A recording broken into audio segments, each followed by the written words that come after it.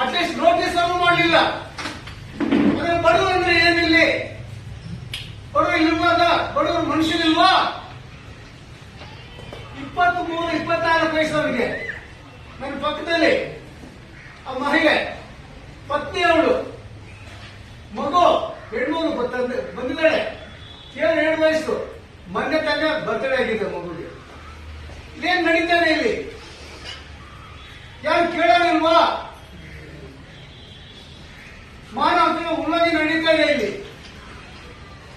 Police ಠಾಣೆ ಏನಾಗುತ್ತೆ ಅಂತ ಎಲ್ಲರೂ ಗೊತ್ತಿದೆ. ಇವತ್ತು ಒಂದು ಠಾಣೆಗೆ ಬರ್ಬೇಕಂದ್ರೆ ಬೆಂಗಳೂರು ಸಿಟಿಯಲ್ಲಿ 1 ಕೋಟಿಯಿಂದ ಸ್ಟಾರ್ಟ್ ಆಗುತ್ತೆ ಇನ್ಸ್ಪೆಕ್ಟರ್ ಪೋಸ್ಟ್ಗೆ, 2 ಕೋಟಿ ಆಗುತ್ತೆ. ಅದು ಇನ್ವೆಸ್ಟ್ಮೆಂಟ್ ಪಾಪ ಬಿಸ್ನೆಸ್ ಆಗ್ಬಿಟ್ಟಿದೆ ಇವತ್ತು. ಪೊಲೀಸ್ ಅವ್ರನ್ನ ಕೇಳಿದ್ರೆ ನಾನು ಅರ್ಥ ಮಾಡ್ಕೊಂಡಂಗೆ ಅವರೇ ಮಾನವ ಹಕ್ಕುಗಳ ರಕ್ಷಕರಂತ. ಸರ್ಕಾರ